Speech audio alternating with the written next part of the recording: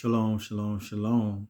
This is your brother Yael Ezra Ben Levy coming at you again with another quick video. I will not be before you long at all. I just have a simple question. First, let me make this statement. The church loved to talk about the Septuagint.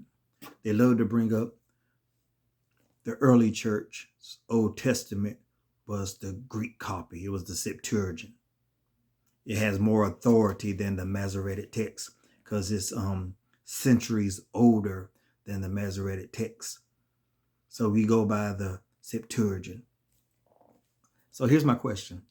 If the Septuagint is all that, and that's what the early church went by, and Paul was quoting from the Septuagint, as I love to hear, as I normally hear Christians say, maybe it's a reason why none of the gospel writers, nothing in the New Testament writings, period, quoted Isaiah 9 and 6 from the Septuagint. And here's the reason, I think. Now listen to this reading of the Septuagint that most Christians say is more authoritative than the Masoretic text because it's older. But just listen to what Isaiah chapter 9 and 6 say and see if you could tell why they will not quote from the Septuagint, even though it carries more authority because it's older. Here's the reading. Because a child was born to us, a son was given to us, whose leadership came upon his shoulder, and his name is called Messenger of the Great Council.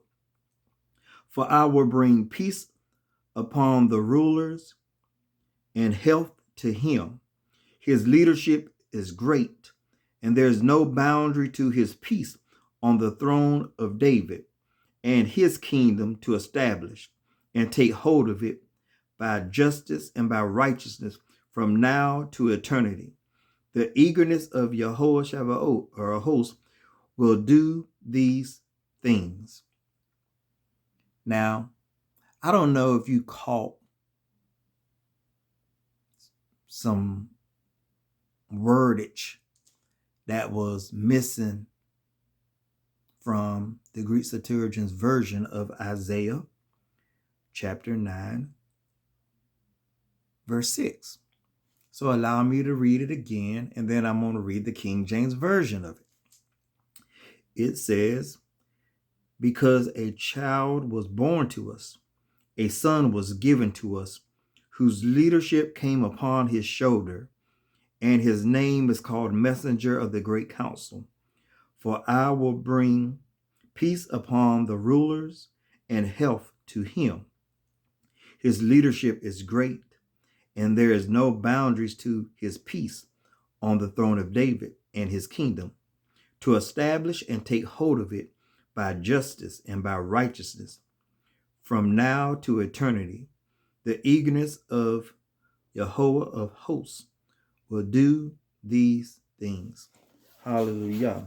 Now let me grab my King James. Now some of you, if you was really paying attention, you probably noticed this sounds weird. And maybe it sounds weird because what you're used to hearing says this, Isaiah chapter 9, verse 6 from the King James Version. For unto us a child is born, for unto us a son is given, and the government shall be upon his shoulder, and his name shall be called the Wonderful Counselor, the Mighty God, the Everlasting Father, the Prince of Peace. Of the increase of his government and peace there shall be no end upon the throne of David and upon his kingdom, to order it and to establish it with judgment and with justice from henceforth ever forever. The zeal of Yahuwah of hosts will perform it. Now, surely you notice the King James is much different from the Greek Septuagint. Why is that? And why didn't the early church, since they followed the Greek Septuagint and Paul was constantly quoting from it, why didn't they ever quote Isaiah chapter 9, verse 6? If you heard the difference between them, it's pretty obvious why they didn't. Because the Greek Septuagint don't say anything about a mighty God or an everlasting Father. That's why the early church didn't quote it. And that's why you hear, that's why you don't hear Christian apologists use the Septuagint version of Isaiah 9:6, because it destroys their argument. And if you properly know the Hebrew and know how to explain it, even using the King James, they can plainly see it's written in the past tense. This son was already, this child was already born. This son was already given. So it's not futuristic.